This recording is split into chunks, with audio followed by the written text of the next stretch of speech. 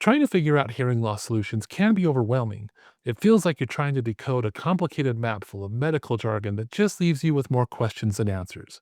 You got two completely different technologies, hearing aids and cochlear implants, and it's not always clear who should use which.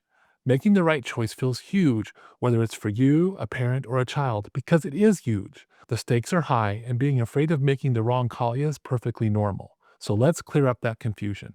I'm Dr. Layne Garrett, founder of Timpanogos Hearing Tinnitus in Utah. And in this video, I'm going to break down exactly what each device does, how it works, and most importantly, walk through the key things you need to know to figure out the right path forward. You're not alone in this, and by the end, you'll have a much clearer picture of these life-changing technologies. Before we get into the technologies, let's do a quick crash course on how hearing is supposed to work.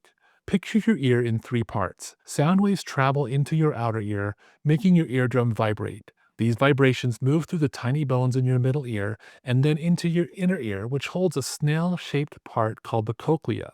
Inside the cochlea are thousands of tiny hair cells. When vibrations reach them, they bend and create electrical signals. These signals shoot up the auditory nerve to your brain, which translates them into the sound you recognize, a family member's voice or your favorite song or a car horn. So where does hearing loss usually come from? In many cases, it actually happens when those tiny hair cells in the cochlea get damaged and cannot create those electrical signals anymore. And this is where our two technologies step in, offering two very different ways to solve that problem. Let's start with what most people have heard of, hearing aids. Now, a lot of people assume hearing aids are just tiny speakers that make things louder. And 30 years ago, that was mostly true. But today's hearing aids are much more advanced. Modern hearing aids are like miniature computers that analyze your surroundings, reduce background noise, enhance speech, and help your brain process sound more clearly. Some connect directly to your phone, your TV, even your doorbell. But here's the key. Hearing aids still rely on the remaining natural hearing you have. They're ideal for people with mild to moderate and sometimes severe hearing losses, where the inner ear, that cochlea, still has enough healthy cells to send useful sounds to your brain. They're not invasive, they're custom fit, and the adjustment period is relatively short.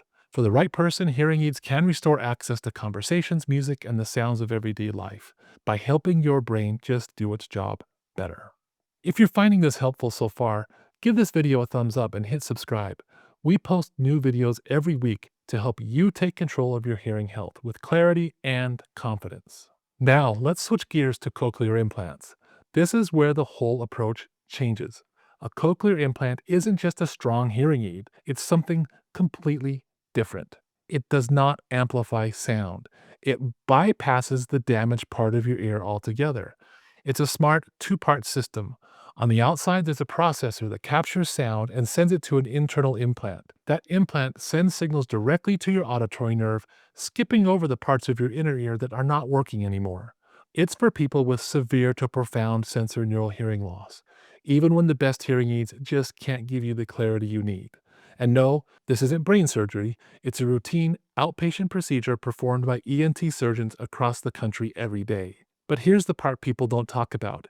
Getting the implant is just the beginning. After surgery, it can feel like you're hearing the world in a completely different language, one your brain does not recognize.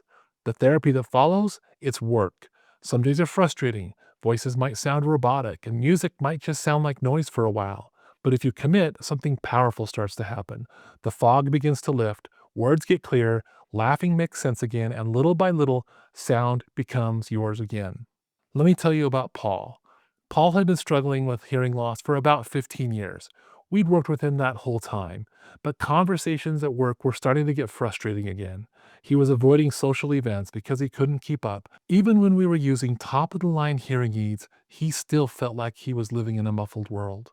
We went through and retested his hearing and found that things had changed. We told him, Paul, your hearing aids are doing everything they can, but clarity, not just volume, is the real issue now. It might be time for a cochlear implant. Well, he was pretty nervous about that.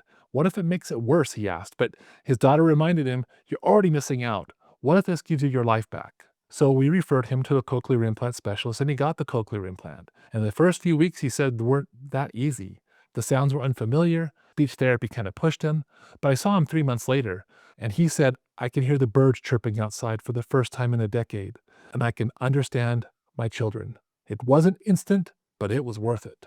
So now you understand the two very different approach. One works with your natural hearing aids. One bypasses your natural hearing completely, cochlear implants. Here's how to figure out which one might be right for you. First step, the evaluation. This is where everything starts.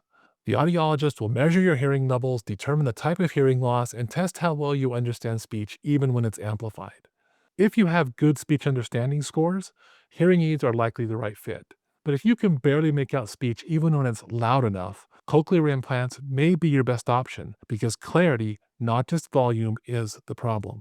The second thing needs to be a discussion about your goals and lifestyles. Do you need help in one on one situations, or do you want to thrive more in restaurants, on full calls, and group conversations? For people with profound hearing loss, cochlear implants often offer superior performance in complex environments. And don't forget the most overlooked factor. Are you ready to do the work? Hearing aids do require adaptation. Cochlear implants require more long-term therapy and support, but the results can be life-changing. Now, a note to parents. Time does matter. If you're a parent of a child with severe to profound hearing loss, this decision is even more urgent.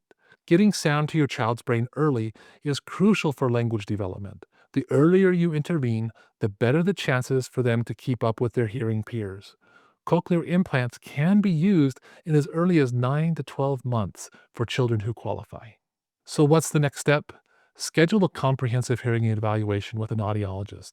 Make sure you get more than just a regular audiogram. Get some speech understanding scores in quiet and noise.